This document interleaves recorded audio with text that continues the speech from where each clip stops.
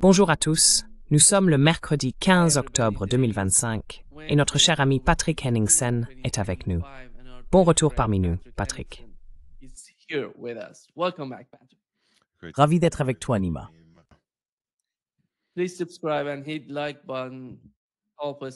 Veuillez vous abonner et cliquer sur le bouton j'aime pour nous aider à toucher davantage de personnes. Vous pouvez suivre Patrick sur 21st Century Wire ou sur son Substack, juste sous son nom. Vous pouvez le voir à l'adresse patrickhenningsen.substack.com. Patrick, commençons par le soi-disant plan de paix de Trump. C'était vraiment quelque chose de voir ce qui s'est passé en Israël, ce qui s'est passé en Égypte, à Sharm el-Sheikh. Tu es was itswin provention istenenyu de tuasmas, anticrut zutha. The whole situation with the case of Gaza. Ils disent que la guerre est terminée, mais clairement, ce n'est pas le cas. Tsahal est encore déployé dans certaines parties de Gaza et le Hamas est toujours présent dans les rues là-bas. Comment peut-on dire que la guerre est finie?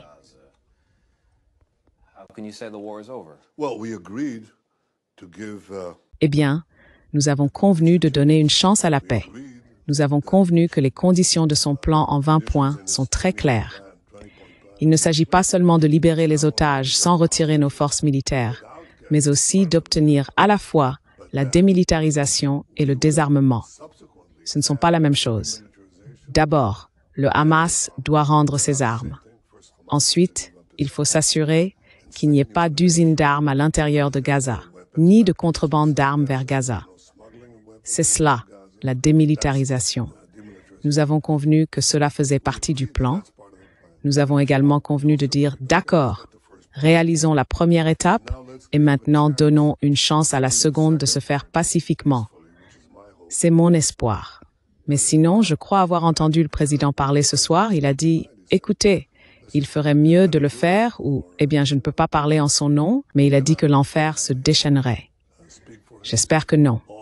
J'espère que nous pourrons le faire pacifiquement et nous sommes certainement prêts à le faire.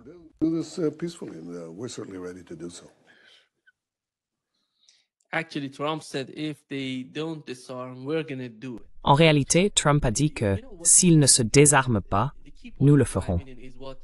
Et tu sais ce qui m'étonne? Le point essentiel, à mon avis, c'est ce que Tom Brock a dit récemment, qu'ils n'ont même pas ce mot dans leur langue, se soumettre. Comment se soumettre?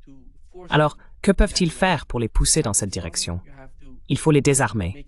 Il faut orienter tout vers cet objectif, cette cible que tu vises, à savoir le désarmement du Hamas. Si tu veux la paix à Gaza, il faut offrir quelque chose. Tu donnes quelque chose, tu reçois quelque chose. Mais ce n'est pas le cas ici. Tu ne fais que prendre.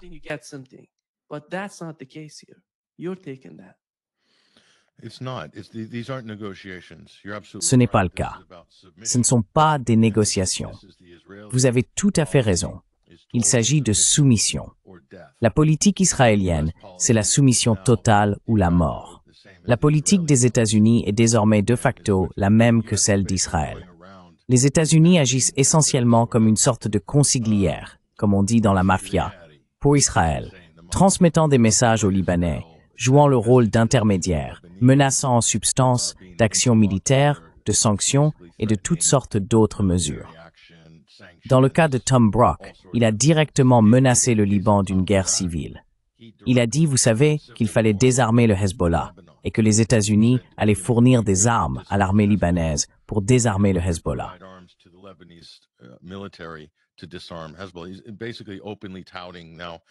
Il appelle désormais ouvertement à la guerre civile. Et c'est en quelque sorte une bonne chose que les gens l'entendent. C'est bien que le monde le voit.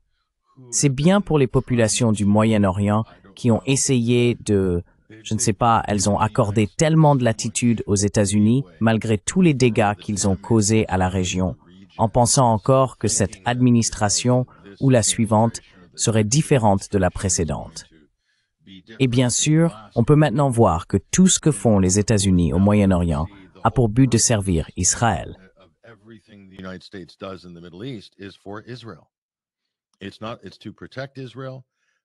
C'est pour protéger Israël, mais aussi pour le mettre à l'abri de toute attaque, responsabilité ou reddition de comptes international auxquels il pourrait être confronté en raison de ses actions.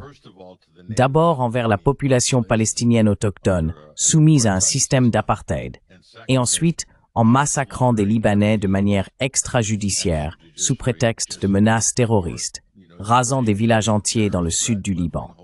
Ils s'en sont également sortis indemnes. Les États-Unis attaquent les institutions internationales qui tentent de tenir Israël pour responsable, comme la CPI qu'ils sanctionnent, la CIJ, dont on ignore comment cela va se terminer, et tout autre pays qui ne soutient pas Israël ou s'y oppose peut s'attendre à des représailles de la part des États-Unis.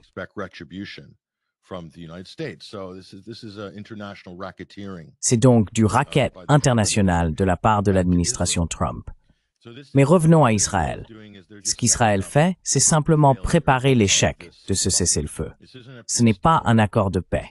Ce n'en est même pas proche. Au mieux, c'est un cessez-le-feu. Au mieux. Et personnellement, vous savez, d'un point de vue humain, j'espère qu'il durera le plus longtemps possible pour les Palestiniens. Ils méritent de dormir la nuit. Ils méritent de ne pas être bombardés dans leurs tentes. Ils méritent de manger. Ils méritent d'avoir de l'eau, de la nourriture, des soins médicaux. Ils méritent d'avoir des hôpitaux qui ne sont pas bombardés. D'accord?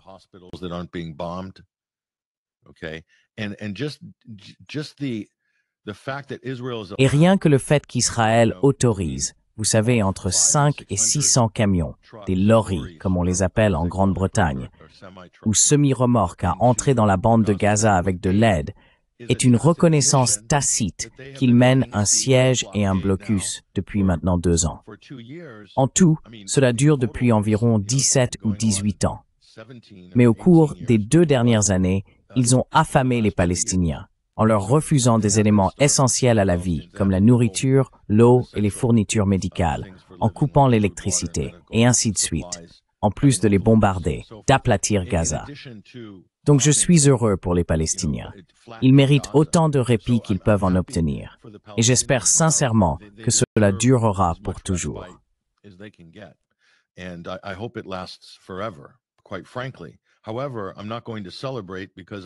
Cependant, je ne vais pas me réjouir car je suis sceptique, parce que Israël et Trump ont adopté la même tactique israélienne, qui consiste à faire semblant de proposer un accord irréalisable, dans lequel l'autre partie n'a en réalité aucun mot à dire. Ils appellent cela un accord alors que ce n'en est pas un. C'est un ordre. Et si l'autre partie ne s'y conforme pas, ou si Israël rompt le cessez-le-feu, ce qu'ils ont fait à chaque fois auparavant, à chaque fois, si le cessez-le-feu est rompu et qu'il se passe quelque chose, ou que quelqu'un riposte contre une position israélienne, ou qu'une roquette, une sorte de feu d'artifice amélioré, tombe du côté israélien. Alors ils disent « Oh, regardez, nous leur avons donné une chance de paix et nous n'avons pas de partenaire avec qui négocier. » Oui, parce que vous les avez tous tués. Vous avez assassiné tous les négociateurs du Hamas.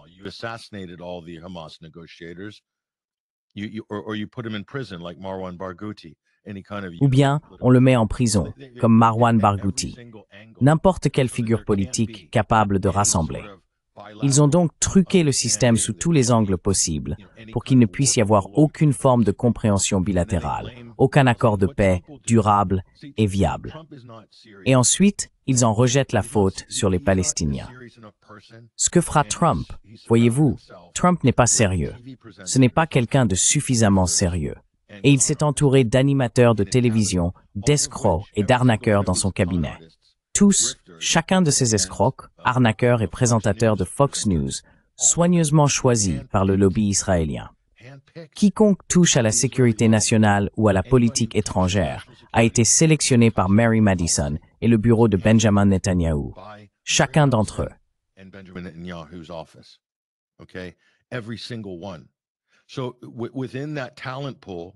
Ainsi, dans ce vivier de talents sans talent, ils sont doués pour s'occuper d'eux-mêmes, ces gens-là.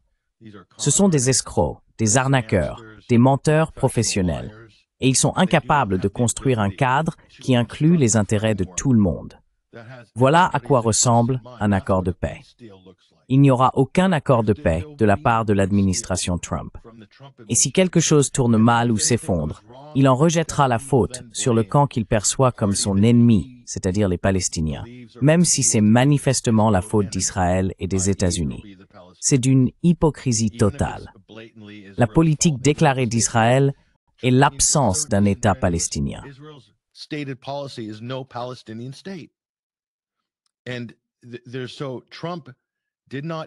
Trump n'en a même pas parlé, ni à Sharm el-Sheikh, ni lors de cette démonstration tape à l'œil au Parlement israélien.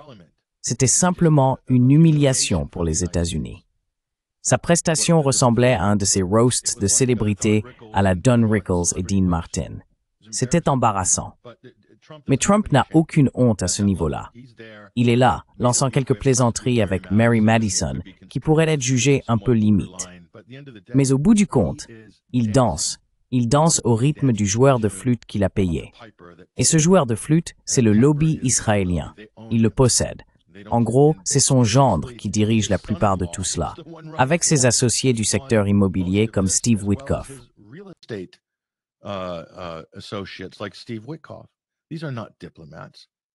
Ce ne sont pas des diplomates. Il n'a pas reconnu qu'il y avait un génocide à Gaza et il n'a pas reconnu l'État palestinien, même si de nombreux pays, y compris des membres de l'OTAN, avaient officiellement reconnu un État palestinien.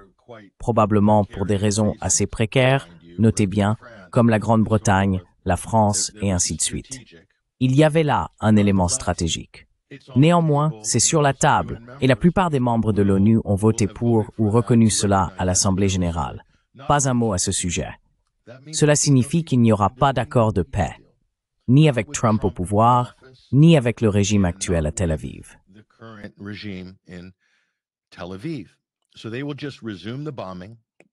Alors, ils reprendront simplement les bombardements après avoir récupéré tous leurs otages, ou suffisamment d'entre eux. Peu importe.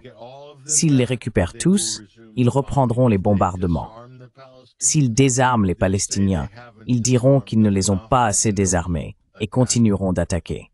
Et s'ils récupèrent une partie des otages, ou leurs prisonniers de guerre à ce stade, car beaucoup de ceux qui restent sont des réservistes, alors ce sont des prisonniers de guerre. Je veux dire, voici l'autre aspect, la manière dont tout cela est présenté. Israël dit que c'est la guerre. Trump a dit que Bibi a été un grand président en temps de guerre. Ce n'est pas une guerre. Le simple fait que nos médias traditionnels l'appellent la guerre à Gaza, ou que Trump la qualifie de guerre, ou que les Israéliens la présentent comme une guerre,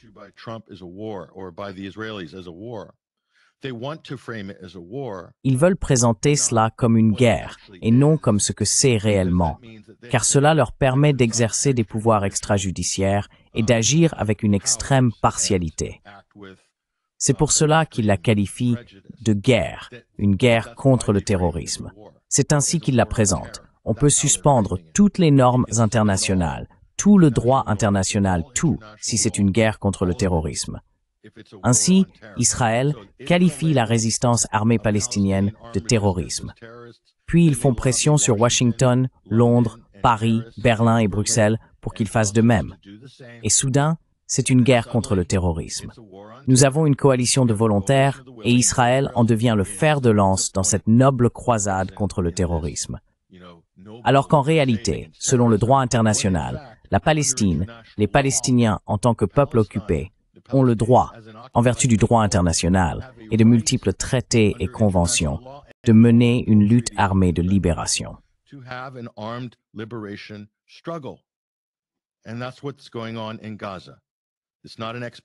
Et c'est ce qui se passe à Gaza. Ce n'est pas une organisation terroriste expéditionnaire. Le Hamas ne l'est pas, selon aucune définition historique. Mais le seuil a été abaissé à un point tel que ce terme élastique, totalement chargé, et dans le cas d'Israël, orienté dès le départ, sert à atteindre ses ambitions territoriales. Donc, je veux dire, c'est si facile de démonter tout cela, mais c'est triste qu'il y ait tant de gens dans les médias et en politique qui aient contribué à ce grand conte de fées selon lequel Israël se défendrait simplement. C'est d'une audace inouïe. Nous n'avons jamais rien vu de tel dans l'histoire. Jamais, du moins pas à l'ère moderne où les médias mondiaux peuvent diffuser ces questions en temps réel. Le niveau de mensonge, de tromperie et de corruption intellectuelle auquel nous faisons face ici est sans précédent.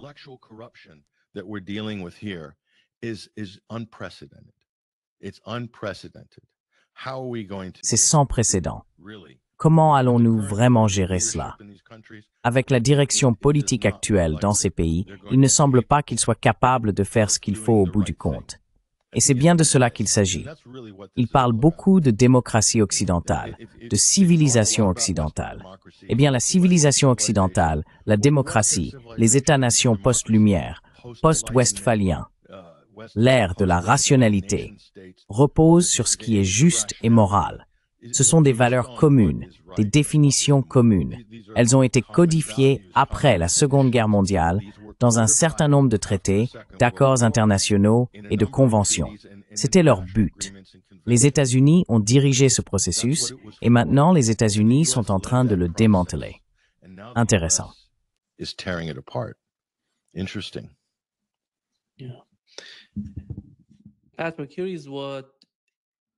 Patrick, voici ce que Smotrich a dit. Il a déclaré qu'ils allaient établir des colonies juives à Gaza parce que les colonies assurent la sécurité. Il voulait donc demander si c'est le même plan que celui mis en œuvre en Cisjordanie. Parce que si l'on regarde la Cisjordanie, il n'y a plus vraiment de Cisjordanie. Et le même plan s'applique à Gaza. Avec le désarmement du Hamas, cela serait tout à fait réalisable, à mon avis, s'ils vont dans cette direction.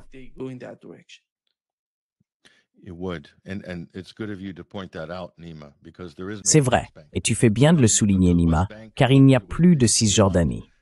La Cisjordanie, telle qu'elle était définie auparavant, n'existe plus physiquement. Elle a été effectivement morcelée, puis à l'intérieur de chaque partition, subdivisée en morceaux plus petits. Israël a en réalité délimité les zones qu'il finira par absorber et annexer. Ils ont séparé et isolé Jérusalem-Est. Ils ont fragmenté la Cisjordanie et la vallée du Jourdain, et ainsi, ils en ont pris le contrôle. Ils tentent d'exercer le même type de contrôle à Gaza. Et si, et je dis bien si, ils permettent à des Palestiniens d'y vivre à moyen terme, le plan à long terme est très clair. C'est l'extermination totale ou le nettoyage ethnique de la population palestinienne autochtone. Tous. Tous.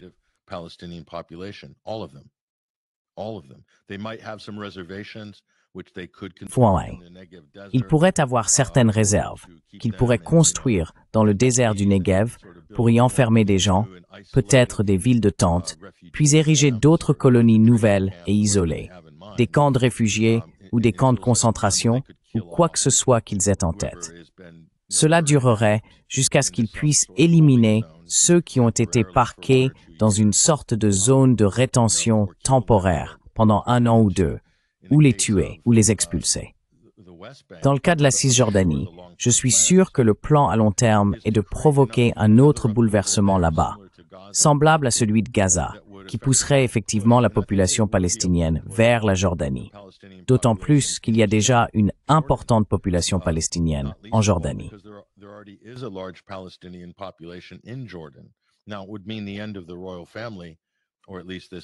Cela signifierait la fin de la famille royale, ou du moins du roi actuel, car cela serait perçu comme un échec catastrophique de son leadership. Néanmoins, l'Occident verrait cela d'un bon œil, d'une certaine manière, car il pourrait alors installer un gouvernement technocratique. La Grande-Bretagne et les États-Unis ont probablement déjà des personnes prêtes pour un scénario de Jordanie post-roi Abdallah. Je suis sûr qu'il existe des plans de contingence à ce sujet. Et l'Arabie saoudite pourrait également jouer un rôle. Peut-être qu'il existe un différend territorial avec la Jordanie qui, selon certains récits, reste historiquement non résolu. Mais pour l'Égypte, elle n'a pas ce genre de luxe. Le gouvernement égyptien ne veut pas hériter d'un tel problème. Et c'est là que le plan d'Israël, Smotrich, Netanyahou, Ben Gvir et tous ces autres extrémistes d'extrême droite aux tendances génocidaires entrent en jeu.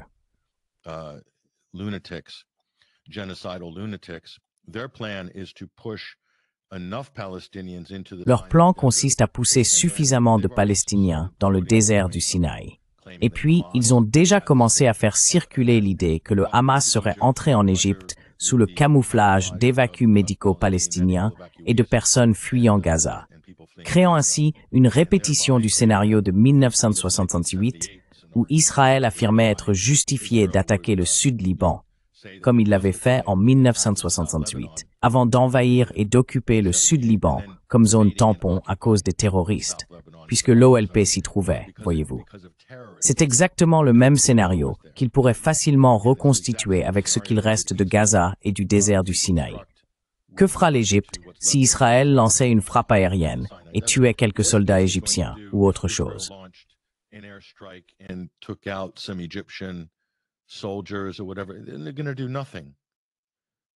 Ils ne vont rien faire. Ils ne vont rien faire parce qu'ils savent que les États-Unis ne freineront pas Israël. Voyez-vous, c'est ce que tout le monde dans la région sait maintenant. Ils savent, même les Arabes du Golfe le savent.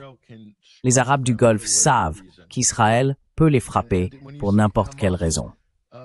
Et quand on voit des délégués ou des négociateurs du Hamas en Égypte, il y a de quoi s'inquiéter, car ils étaient au Qatar, à la demande des Israéliens et des Américains. Puis soudain, le récit change, et Israël lance des frappes aériennes contre les Qataris. C'est tout simplement ridicule. Cela donne juste à Israël une excuse pour rôder et attaquer différentes personnes dans la région afin d'affirmer son autorité.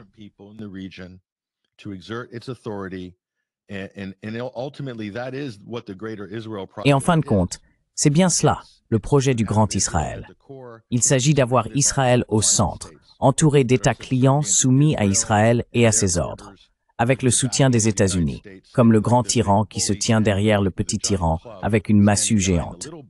Mais Israël n'est pas un petit tyran. Il dispose d'un avantage déloyal sur tout le monde, car c'est un État doté de l'arme nucléaire. Donc, voilà le problème. Et le problème avec l'Iran, c'est que l'Iran est le seul pays de la région prêt à s'y opposer, et il pourrait éventuellement demander des comptes à Israël. Mais cela pourrait changer. Cela pourrait aussi changer.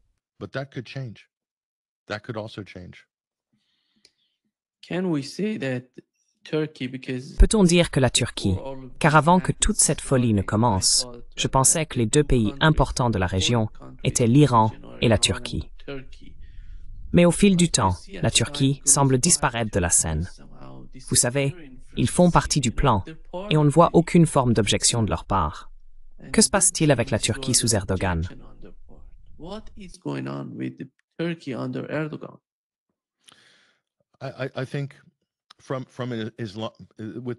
Je pense qu'avec la Turquie, le problème est le suivant.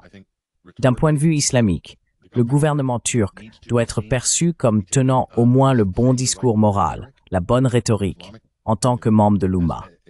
Si la Turquie veut être considérée comme le successeur ou le co-gardien, si l'on peut dire, de l'islam, du monde islamique, aux côtés du Royaume d'Arabie Saoudite, alors elle doit dire et sembler faire ce qu'il faut. Mais au bout du compte, la Turquie n'a pas de lien fraternel avec les Arabes. Elle n'en a pas. Le seul lien qu'ils partagent est le lien islamique. Et vous savez, bien que le Hamas soit un mouvement islamique, la question palestinienne ne devrait pas être envisagée sous un angle religieux. Mais c'est pourtant le prisme à travers lequel Israël et les États-Unis veulent la présenter.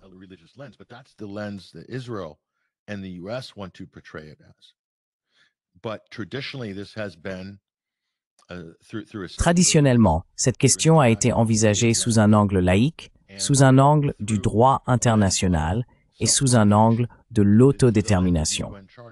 À travers le prisme de la Charte des Nations Unies, de l'article 1 ou de l'article 51, selon qu'il s'agisse de légitime défense ou d'autodétermination. C'est le cadre dans lequel ce sujet a traditionnellement été perçu.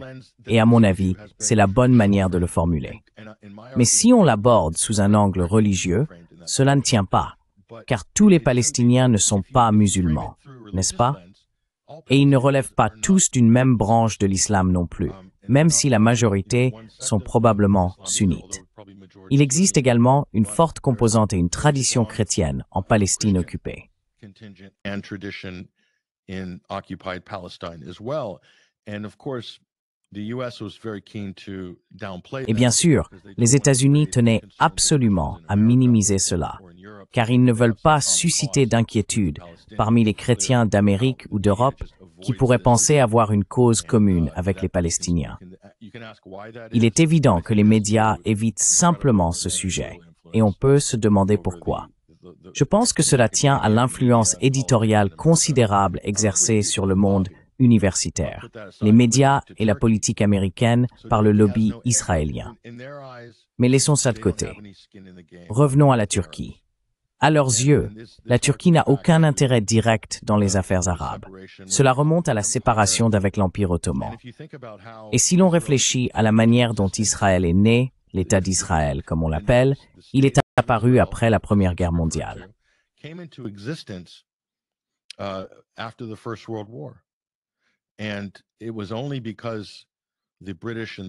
Et ce n'est que parce que les Britanniques et les Français étaient déterminés à provoquer un changement de régime dans l'Empire ottoman, puisqu'ils étaient alliés à l'Allemagne, tout simplement.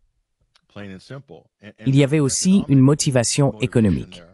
La Grande-Bretagne voulait empêcher que le pétrole des champs pétrolifères irakiens ne tombe entre les mains des Allemands, pour commencer.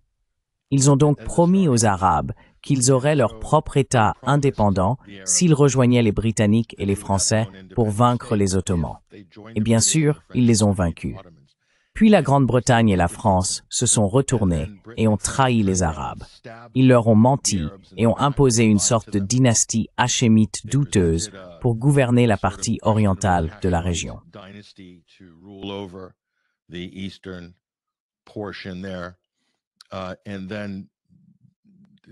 Et puis, en ce qui concerne la Palestine, qui aurait dû devenir soit la Grande Syrie, soit un État arabe indépendant, ils l'ont remise après la déclaration Balfour. C'était déjà gravé dans le marbre. Ils l'ont remise comme futur foyer national juif, une entité sioniste, comme beaucoup de gens dans le monde l'appellent aujourd'hui. C'était donc cette trahison des Arabes par les puissances européennes afin de vaincre les Ottomans.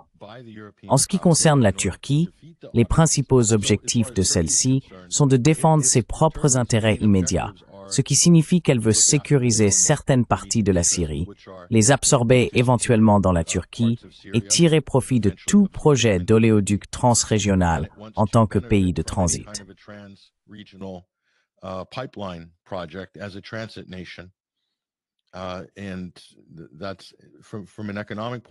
Et cela, d'un point de vue économique, vise à se donner un levier.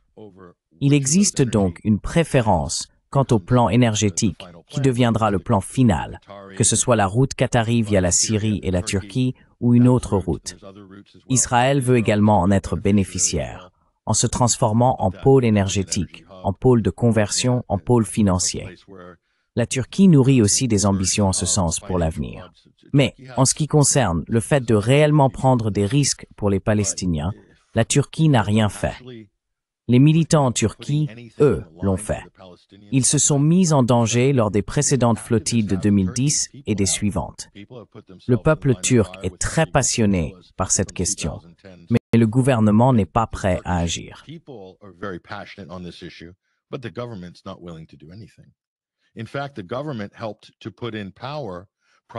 En réalité, le gouvernement a contribué à mettre au pouvoir ce qui fut probablement le plus grand coup de grâce d'Israël, à savoir l'installation du HTS à Damas.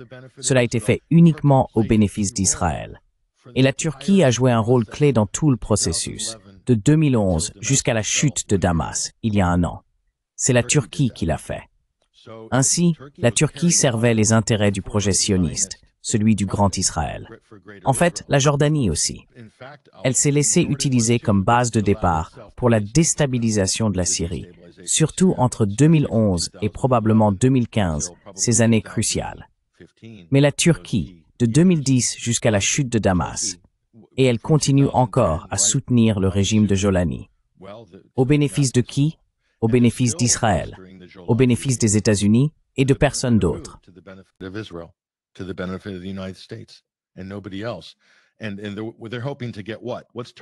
Et ils espèrent obtenir quoi? Qu'est-ce que la Turquie espère en tirer? Ils ont déjà volé tout ce qu'ils pouvaient à la Syrie. Maintenant, ils veulent peut-être absorber une partie d'Afrin, d'Alep, de Jarablus et peut-être, sur la région côtière, un peu plus de territoire. Je suis sûr qu'ils adoreraient cela, car ils considèrent que tout cela fait partie de la Turquie. C'est leur revendication historique, comme la province du Hatay. Tu sais, c'est la Syrie, mais elle a été absorbée par la Turquie au début du XXe siècle. Et c'est clairement la Syrie. Donc, ils n'en ont pas fini avec leurs acquisitions. Et puis, il y a la question kurde, qui est à mon avis un énorme leurre, devenu un élément de négociation uniquement grâce au soutien des États-Unis et des Britanniques. Mais c'est un sujet distinct dont nous pourrons parler séparément.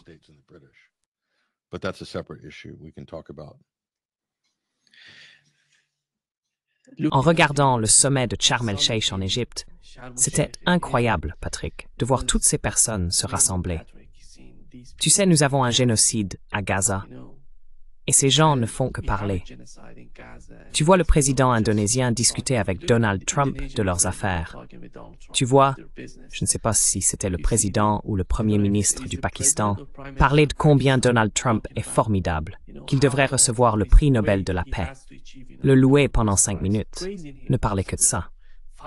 Tu sais, le seul sujet qui, à mon avis, n'a pas été abordé, c'est quelle est la solution pour Gaza?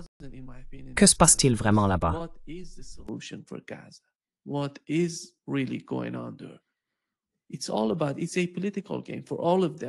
C'est un jeu politique pour eux tous. Ils tirent profit de ces sommets, mais ils n'ont aucun sens. Comme nous l'avons vu avec le cas de l'Ukraine, je ferai le même constat. Mais pour Gaza, c'est bien plus important, car il y a un génocide, et nous devons être plus prudents quant à ce qui s'y passe. Mais on ne voit pas, eh bien, vous avez mentionné Erdogan, et le Pakistan, et les autres pays, et l'Égypte. Cela va très loin, et nous devons le comprendre. Je pense que, pour la même raison, il faut regarder le comportement du gouvernement iranien. Ils ont décidé de ne pas participer, parce qu'après tout, à quoi bon?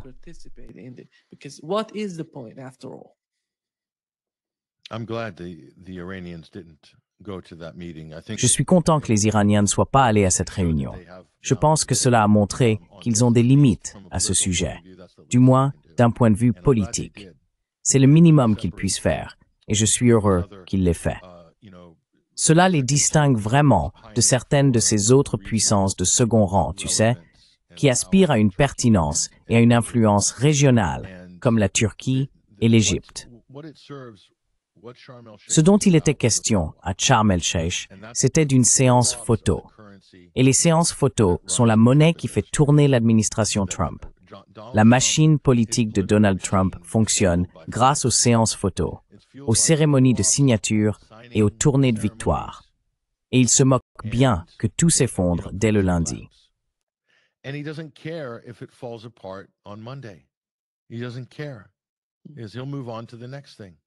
Il s'en fiche, car il passera simplement à autre chose. Ce président est tellement habile à dominer le cycle médiatique qu'aucune substance n'est jamais nécessaire. Les médias n'exigent jamais de fond, car il les fait tourner en rond. Et vous savez quoi? Il fait aussi tourner en rond tous ses dirigeants. Ils savent qu'ils doivent aller à Sharm el-Sheikh et en quelque sorte rendre hommage au don, pour ainsi dire, le parrain mafieux. Parce qu'ils savent que s'ils le flattent un peu en public, les États-Unis pourraient ne pas trop les punir. Sinon, ils risquent d'être sanctionnés par des tarifs douaniers, des sanctions ou des exigences de changement de régime. Les États-Unis peuvent déclencher une guerre par procuration.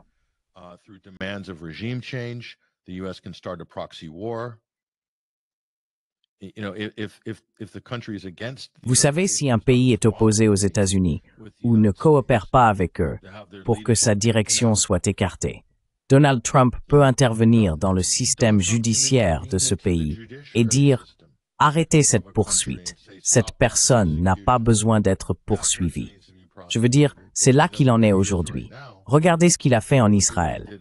C'est littéralement comme dire qu'il devrait y avoir une grâce pour Netanyahou, en plein devant le monde, en oubliant complètement ce que les citoyens israéliens en pensent. Cela ne compte même pas. Il obtiendra peut-être gain de cause, ou peut-être pas. Voilà de quoi il s'agit. Il n'y a absolument aucune substance dans tout cela. C'est littéralement de la politique de pouvoir.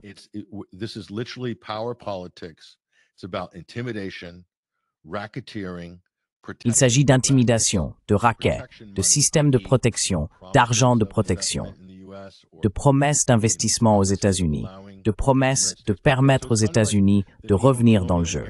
C'est en quelque sorte une résurgence de l'ère néocoloniale que Trump essaie de raviver. Je veux dire, la situation au Pakistan en ce moment est stupéfiante. Ce que l'administration Trump tente d'y ouvrir, ainsi qu'en Afghanistan comme nouveau front, vise essentiellement à relancer la guerre mondiale contre le terrorisme, mais aussi à repositionner les États-Unis afin de bloquer l'initiative de la ceinture et de la route de la Chine. Et aussi, je pense, à envoyer un message à l'Inde et aux pays des BRICS selon lequel les États-Unis vont s'imposer au cœur non seulement de leurs affaires économiques, mais aussi de leurs affaires géopolitiques, physiquement.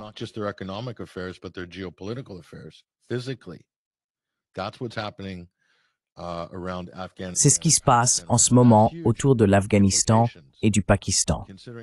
Cela a d'énormes implications, sachant que les États-Unis occupaient autrefois l'Afghanistan pendant 25 ans sous le prétexte fragile de l'OTAN, ce qui est une plaisanterie. Mais ils avaient un solide point d'appui en Asie centrale après le 11 septembre, ce qui est significatif. Et c'est fini. Mais ils pourraient facilement le reprendre.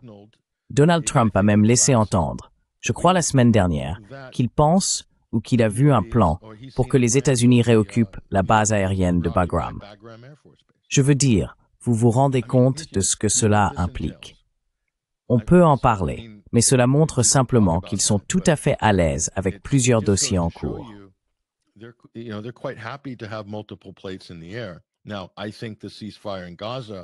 Je pense que le cessez-le-feu à Gaza, l'un des avantages à court terme qu'il offre à Trump, est qu'il permet à Washington de se recentrer sur le projet d'Asie centrale, qui ne consiste pas seulement à contenir la Chine sur les plans économiques et géopolitiques, mais aussi à obtenir davantage de leviers pour une attaque contre l'Iran. Parce que vous savez, imaginez ce que les États-Unis ont fait en juin, à la fin de la soi-disant guerre de 12 jours entre Israël et l'Iran. Les États-Unis sont intervenus. Maintenant, imaginez s'ils avaient eu une occupation complète de l'Afghanistan. À quel point cette opération aurait été plus facile? Eh bien, cela les aurait aussi exposés, évidemment, à d'éventuelles frappes de missiles iraniens.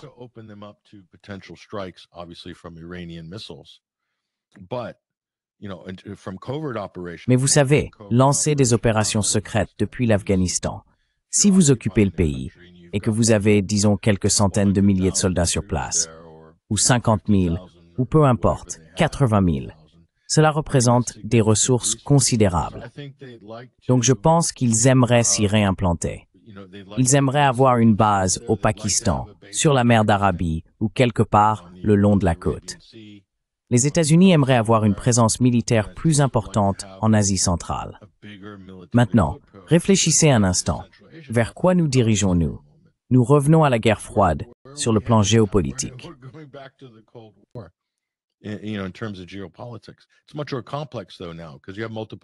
C'est bien plus complexe aujourd'hui, car il faut composer avec de multiples acteurs et de nombreux États souverains avec lesquels il faut négocier et conclure des accords.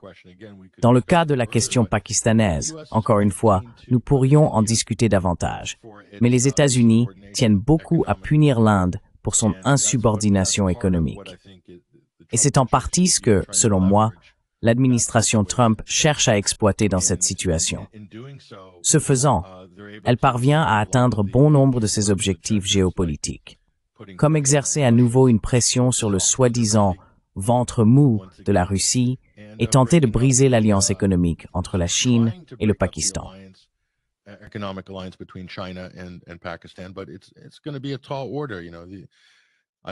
Mais ce sera une tâche difficile, tu sais. La Chine a beaucoup investi au Pakistan. Cela dit, la Chine avait aussi beaucoup investi en Libye, n'est-ce pas, avant que l'OTAN ne renverse la Libye. Et la Chine avait beaucoup investi au Soudan, avant que la CIA ne crée effectivement une guerre civile pour diviser le Soudan. Les États-Unis ont donc un très bon historique en matière de déstabilisation là-bas, afin de repousser, contenir ou refouler la Chine. Et ils estiment avoir réussi à le faire dans certaines régions d'Afrique. Je pense qu'ils veulent faire la même chose en Asie centrale, ou du moins essayer.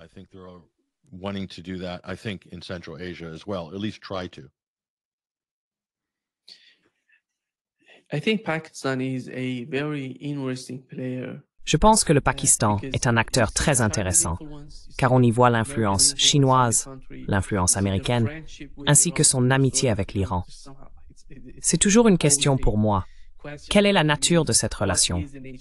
Pourtant, ils semblent d'une certaine manière très proches les uns des autres.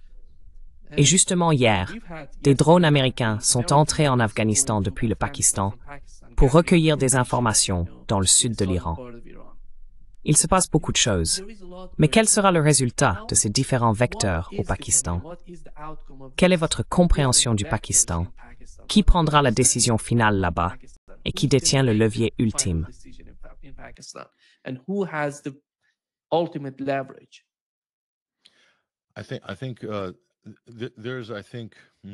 Je pense qu'il existe une instabilité politique inhérente, en quelque sorte intégrée à l'économie politique du Pakistan, que des acteurs extérieurs comme les États-Unis ont su exploiter. Ensuite, en tant qu'institution, l'armée conserve encore un contrôle effectif sur de nombreux points névralgiques du pays. Peut-être pas au même degré que Sisi en Égypte, par exemple, ou que le président Musharraf auparavant, lorsqu'il avait été installé par les États-Unis comme président du Pakistan pendant plusieurs années. Mais je pense qu'elle reste vulnérable à la manipulation à cet égard. Et ce qui, à mon avis, est en train de se préparer en ce moment, c'est une guerre par procuration. Une nouvelle guerre par procuration en Afghanistan. Et d'un côté, il y a la Russie, qui a évidemment ses propres intérêts.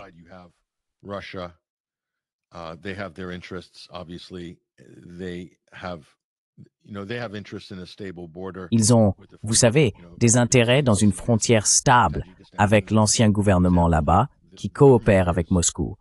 Mais en même temps, par exemple, le Pakistan a accueilli, du moins à ma connaissance, je suis assez sûr, le Pakistan a accueilli l'opposition afghane à l'intérieur de son territoire.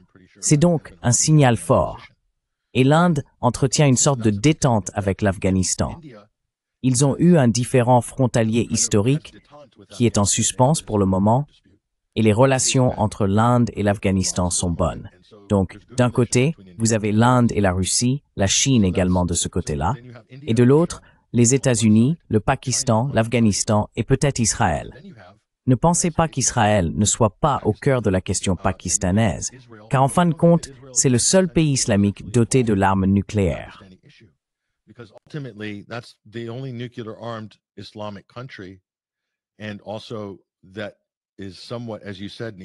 Et aussi, comme tu l'as dit, Nima, c'est en quelque sorte allié à l'Iran. Il existe des liens profonds avec l'Iran à de nombreux niveaux, c'est certain. Mais ensuite, l'Iran se trouve aussi de ce côté avec la Russie et la Chine. Et peut-être, indirectement, l'Inde dans ce sens, bien que les intérêts de l'Inde soient différents. Mais tout cela réunit les éléments d'un terrain propice à une guerre par procuration, et une guerre civile pourrait y éclater, ou une instabilité susceptible d'entraîner les Iraniens, par exemple. Ce serait facile, peut-être même d'y entraîner les Russes, bien que je ne pense pas qu'ils se laissent piéger aussi facilement. Mais c'est incroyable qu'après toutes ces années, après 150, 200 ans, l'Afghanistan reste encore un point pivot essentiel pour le contrôle et la domination du continent eurasiatique.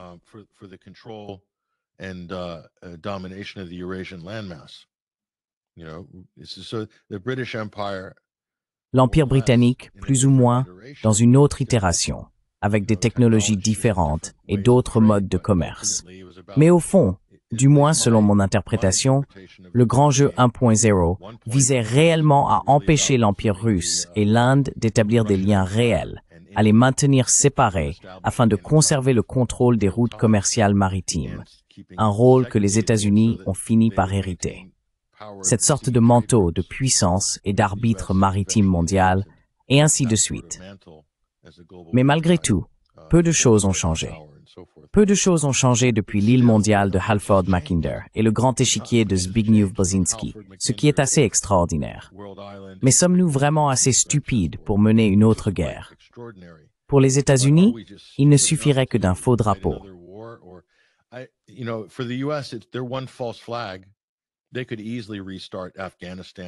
Ils pourraient facilement relancer l'Afghanistan comme le grand épouvantail mondial, avec même une petite attaque sous faux drapeau. Quelque chose du genre d'une mise en scène à la USS Cole, peut-être contre une base américaine ou sur le sol américain ou en frappant des intérêts américains quelque part. C'est très facile. Ensuite, la machine médiatique américaine et l'administration Trump se mettraient simplement en sur-régime à ce moment-là, et l'inertie ferait le reste. Avant qu'on s'en rende compte, on se réveillerait dans un paysage géopolitique totalement différent la semaine suivante. Ce n'est pas si difficile à faire avec cette administration actuelle. Je dirais que l'administration Trump est en bonne voie pour devenir la plus néoconservatrice de toutes. Exactement.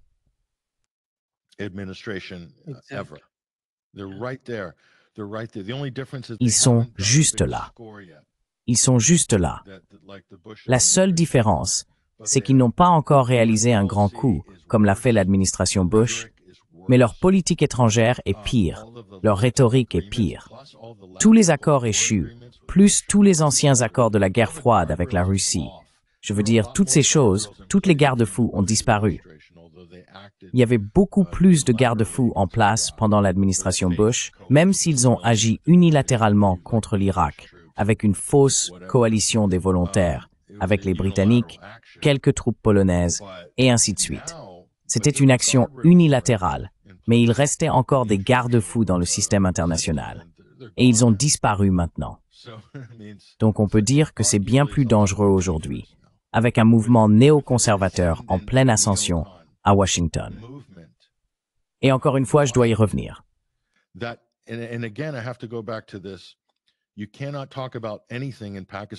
On ne peut pas parler du Pakistan ou de l'Asie centrale sans faire le lien avec l'Iran. Changement de régime en Iran, changement de régime en Afghanistan, bien sûr. Mais l'objectif ultime reste le changement de régime en Iran. Je pense que nous avons eu un changement de régime au Pakistan. L'Iran, pardon, non, je veux dire l'Afghanistan. Oui, l'Afghanistan. Mais oui, et le Pakistan, ils y sont parvenus. Donc le Pakistan est central, et Israël l'a laissé entendre dans des discours récents et des déclarations de Netanyahou. C'est une priorité majeure. Cela fait partie du grand échiquier d'Israël.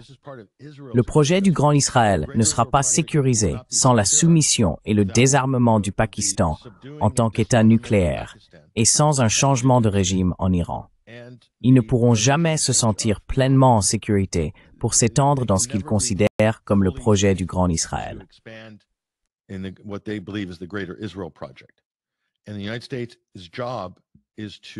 Et le rôle des États-Unis est de faciliter cela, car au bout du compte, l'administration Trump est entièrement possédée et dirigée par des intérêts israéliens.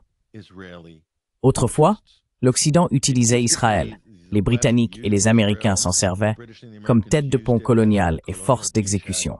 Et c'est encore le cas dans une certaine mesure. Je veux dire, Israël continue de mener des activités de déstabilisation et des actions violentes dans la région, ce qui sert les objectifs impériaux des États-Unis ou anglo-américains. Mais l'équilibre a changé de manière spectaculaire, immense, surtout au cours des 20 dernières années, au point qu'il ne reste plus vraiment d'autonomie dans le système politique américain, au point qu'un gouvernement étranger nomme en pratique chaque membre du cabinet.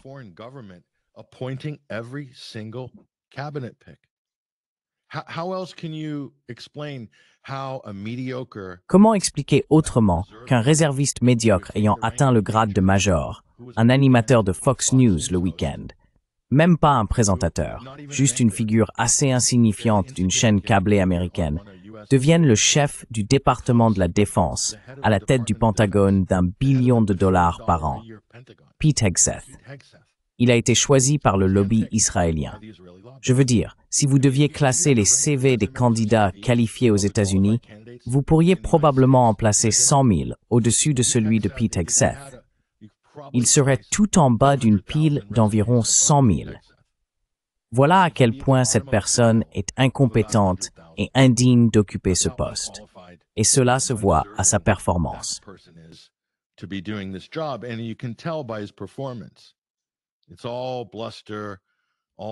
C'est que du vent, que de la mise en scène. Il parle, en gros, du poids des généraux et du fait qu'ils doivent suivre des programmes de remise en forme. Franchement, c'est une blague. Cela a tellement chuté en dessous de la dignité de cette fonction, quelle qu'elle ait pu être autrefois. Mais je pourrais dire la même chose de la présidence aujourd'hui. Vous savez, c'est très déshonorant, ce qui a été fait et dit par ce président américain et beaucoup de ses sbires qui travaillent pour lui. Et quand je dis sbires, ce n'est pas péjoratif. Donald Trump s'est entouré de personnes totalement soumises à lui intellectuellement. Cela signifie qu'elles ne peuvent rien dire publiquement, ni agir d'une manière qui pourrait soit lui voler la vedette, soit montrer qu'il dit quelque chose de faux.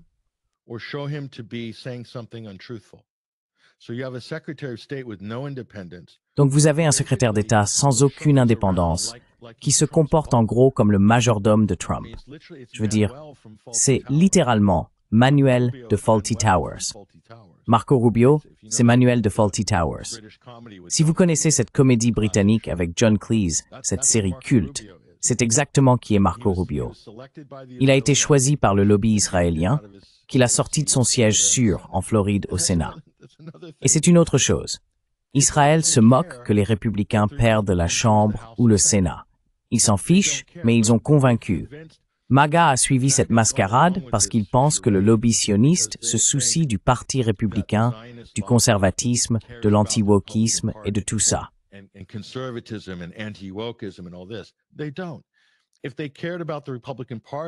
Ils ne le font pas.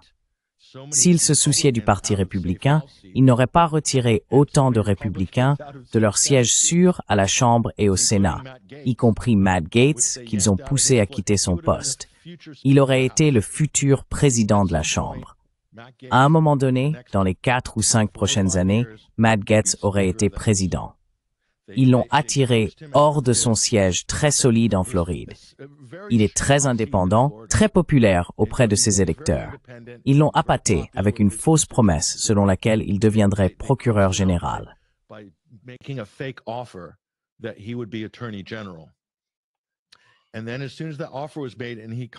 Et puis, dès que l'offre a été faite et qu'il s'était en quelque sorte à moitié retiré de son siège à la Chambre, ils ont ressorti un vieux scandale sexuel qui avait déjà été réglé. Cela l'a forcé à renoncer à son intérêt pour le poste de procureur général. Puis, ils ont fait pression sur l'administration Trump pour qu'elle annonce un remplaçant, Pam Bondi, qui couvre les dossiers Epstein. Intéressant de voir comment cela s'est déroulé. Ils ont ainsi réussi à écarter de la politique l'un des jeunes républicains indépendants les plus solides. C'était le seul qui s'était opposé à certaines des lois pro-israéliennes les plus folles, y compris un projet de loi sur l'antisémitisme soutenu par les républicains il y a seulement 2 ans. Réfléchissez à cela. Le niveau de manipulation d'Israël dans la politique américaine, manipulant littéralement la machine politique des États-Unis, est sans précédent.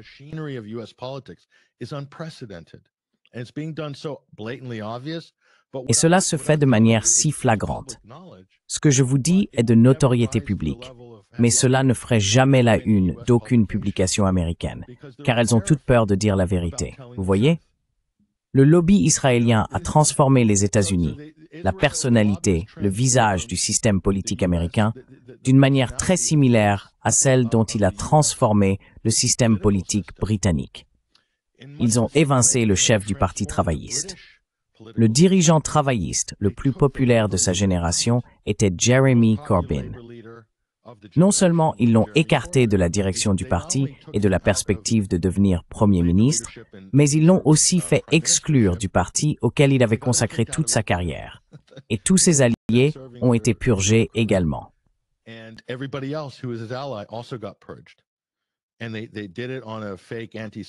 ils l'ont fait à travers une fausse campagne contre l'antisémitisme, toute cette propagande alarmiste sur le fait que changer la politique étrangère serait néfaste pour l'alliance des Five Eyes et tout le reste.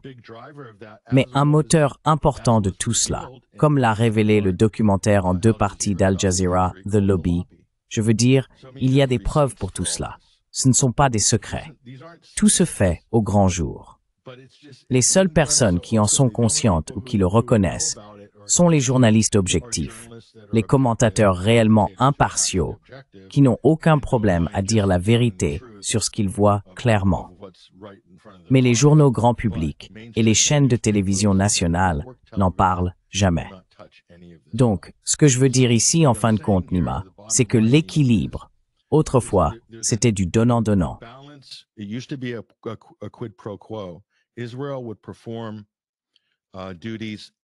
Israël remplissait des fonctions qui servaient les objectifs des intérêts impériaux occidentaux.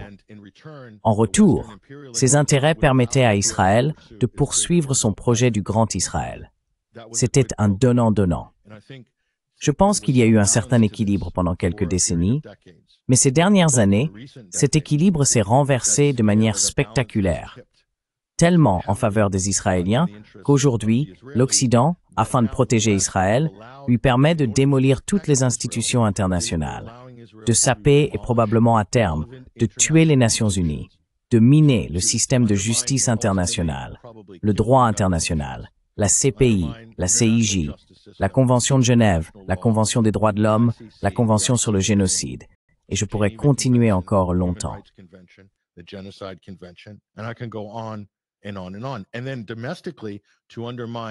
Et puis, sur le plan intérieur, saper le droit à la liberté d'expression et le droit à la liberté de réunion en attaquant des personnes qui protestent contre un génocide en cours. Tout cela pour protéger Israël et sacrifier de bonnes relations avec les pays arabes, avec les pays musulmans, avec d'autres pays. Menacer de tarifs douaniers et d'autres mesures toutes sortes de pays qui défendent la Palestine, le Venezuela, la Colombie, l'Afrique du Sud, par exemple. Tout cela a détruit de bonnes relations avec de nombreux partenaires internationaux. Pourquoi? Pour une seule raison. Défendre ce minuscule pays, ce tout petit pays du Moyen-Orient, qui servait autrefois de point d'appui anglo-américain pour aider à contrôler l'Eurasie, mais qui est désormais devenu un énorme fardeau pour les intérêts impériaux occidentaux.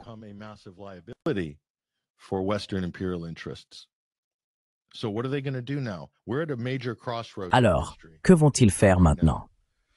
Nous sommes à un carrefour majeur de l'histoire, et Israël se trouve également à un carrefour existentiel important. Bien qu'ils aient atteint leurs objectifs d'expansion de la région du Grand Israël, leur zone d'influence, si l'on veut, ils ont en même temps détruit leur image à l'international. Ils ne retrouveront jamais le prestige et la légitimité dont ils jouissaient autrefois. C'est là tout le paradoxe, et c'est le carrefour où nous nous trouvons aujourd'hui. Que va-t-il se passer ensuite? C'est la grande question.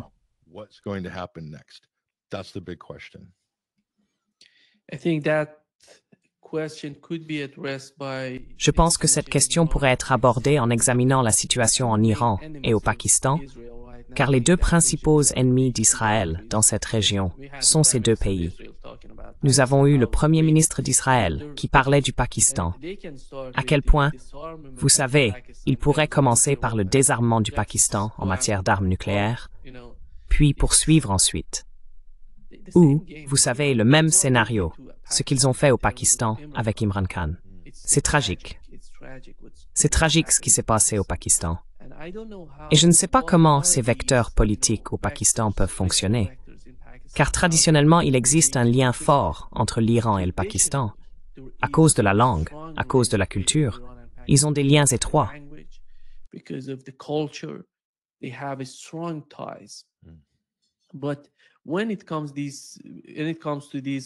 Mais lorsqu'il s'agit de ces jeux politiques à l'intérieur du Pakistan, c'est bien plus complexe. Bien plus complexe. Imran Khan, à mon avis, n'était pas vraiment un ami de l'Iran, de la Russie, de la Chine ou des États-Unis. Il voulait quelque chose de bon pour le Pakistan en tant que pays, être indépendant. Cette volonté a été écartée du pouvoir au Pakistan. C'est là, selon moi, la principale préoccupation. gérer les armes nucléaires, le désarmement du Pakistan, la manière dont ils peuvent influencer le Pakistan, l'affaiblir. Voilà ce qui déterminera l'avenir. Car dans le cas de l'Iran, Patrick, je pense que nous en sommes à un stade où l'on peut dire que l'Iran peut se défendre contre toute tentative des États-Unis ou d'Israël de l'attaquer. Mais au Pakistan, c'est bien plus complexe. La situation est plus difficile à comprendre.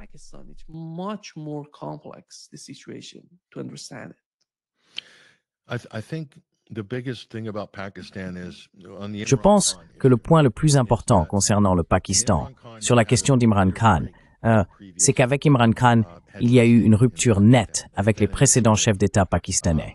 Ils avaient été, en quelque sorte, sous des dictatures militaires, en réalité des administrateurs militaires nommés par les États-Unis, si l'on veut. Donc, du point de vue américain, ils souhaitaient que la personne au pouvoir soit plus ou moins leur représentant dans les relations avec le complexe militaro-industriel pakistanais, avant tout. Imran Khan représentait un homme politique populiste. Et ce qu'un politicien populiste peut faire, surtout en Asie, c'est galvaniser le public et captiver l'imagination populaire. Un autre aspect important, non seulement les relations avec l'Iran, mais aussi avec Imran Khan, de bonnes relations avec l'Inde. Et là, on a vu le début d'une vaste détente après, disons, 60 ou 70 ans de tensions entre l'Inde et le Pakistan, deux États dotés de l'arme nucléaire.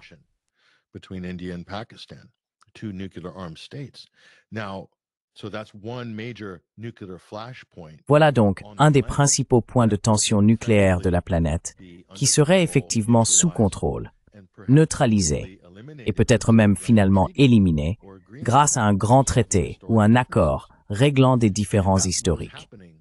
Et cela était en train de se produire, et ce serait probablement produit sous Imran Khan.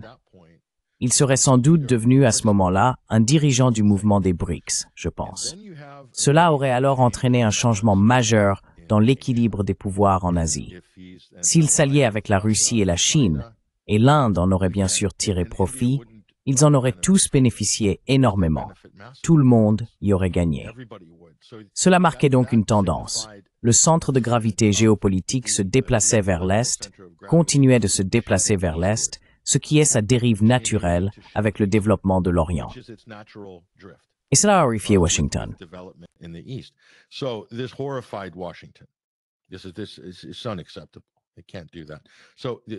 C'est inacceptable. Ils ne peuvent pas faire ça.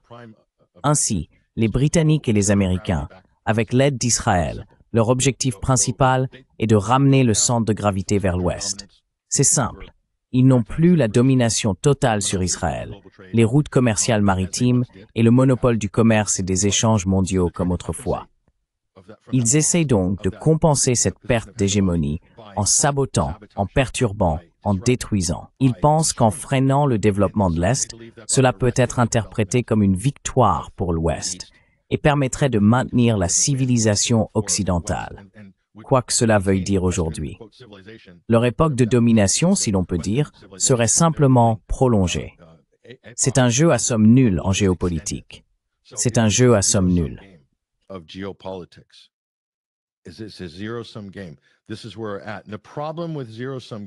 Voilà où nous en sommes. Et le problème avec les jeux à somme nulle, c'est que vous savez, pendant la guerre froide, il y avait une composante idéologique, ce qui aidait à la fois à équilibrer la situation et à lui donner un certain sens dans un contexte politique.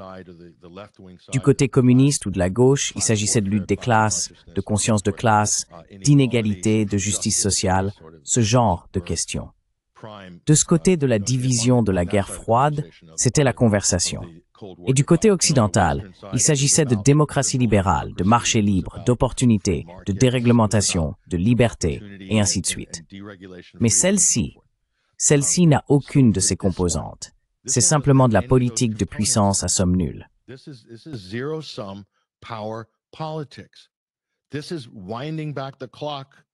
C'est un retour en arrière, avant 1914. C'est exactement ce que c'est. Et nous voyons cela se refléter en Ukraine, vis-à-vis des attitudes et de la rhétorique de l'Europe et de l'OTAN. Nous le voyons aussi avec les États-Unis, avec Israël, et dans le comportement des pays occidentaux, le comportement des États-Unis envers le Venezuela tout récemment. Je veux dire, parler d'attaquer et d'envahir un pays d'Amérique du Sud en inventant, vous savez, ce conte de fées selon lequel c'est un narco-État. Soudainement, le Venezuela serait devenu un narco-État. C'est un mensonge total. Et donc c'est un peu chaotique. Au moins pendant la guerre froide, l'Occident avançait un argument idéologique. Et il pouvait effrayer ses populations dans une certaine mesure avec la peur de l'infiltration communiste, la peur du rouge et tout ce genre de choses.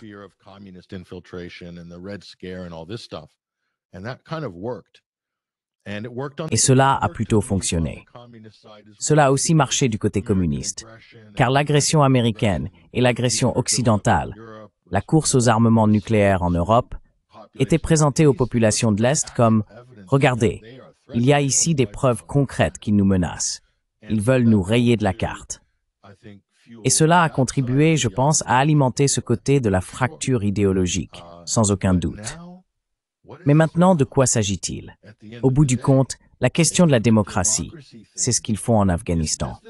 Les États-Unis, Trump, relancent l'argument de la démocratie libérale, qu'il faut apporter la démocratie en Afghanistan. Bientôt, Trump va dire qu'il faut y apporter les droits des femmes. Trump va bientôt devenir woke. Nous devons le faire pour les femmes.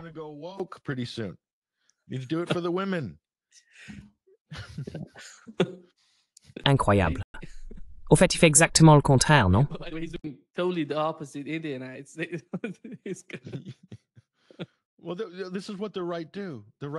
Eh bien, c'est ce que fait la droite. C'est ce que fait la droite. Vous savez, l'argument que la droite en Amérique avance, c'est hilarant de voir tous ces charlatans sur Fox News et tous ces soi-disant conservateurs américains. Ils disent « Oh, nous sommes contre le wokisme ». Et Elon Musk, c'est pareil. « Oh, contre les LGBT, nous sommes contre le wokisme ». Et puis quand ils soutiennent Israël, ils disent « Eh bien, le Hamas doit être éliminé parce qu'ils ne soutiennent pas les droits des homosexuels à Gaza ».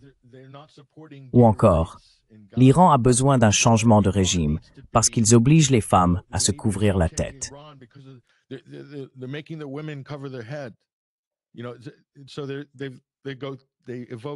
Ils évoquent donc une sorte de thématique féministe, comme un simple habillage de leur manœuvre impériale. Et ils le font sans cesse dans le monde islamique. Ces gens-là se moquent complètement des droits de quiconque en Iran ou au Moyen-Orient. C'est juste que les faux conservateurs en Occident font exactement la même chose que leurs adversaires libéraux, au grand cœur, ont fait pendant des années.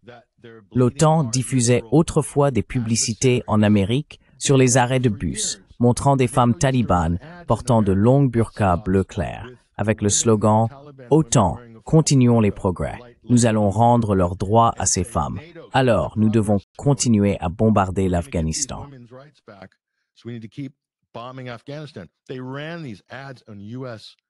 Ils ont diffusé ces publicités sur des panneaux d'affichage aux États-Unis, dans des endroits comme Chicago. Nous l'avions documenté sur notre site web à l'époque. Et c'est ainsi qu'ils ont vendu la guerre. C'est ainsi que Hillary Clinton l'a vendue. C'est ainsi qu'Obama l'a vendue. Et c'est aussi ainsi que la droite la vend. Exactement la même chose. Ils utilisent les mêmes outils impériaux stupides et bon marché, des outils fragiles que leurs homologues de gauche, ou prétendument de gauche, utilisent.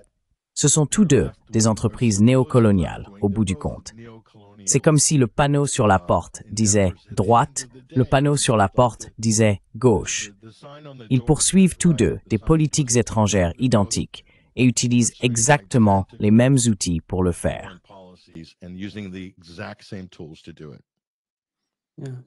Oui, exactement. Merci beaucoup, Patrick, d'avoir été avec nous aujourd'hui. Ce fut un grand plaisir de parler avec vous. De même, merci Nima. See you soon, Pat. À bientôt, Patrick.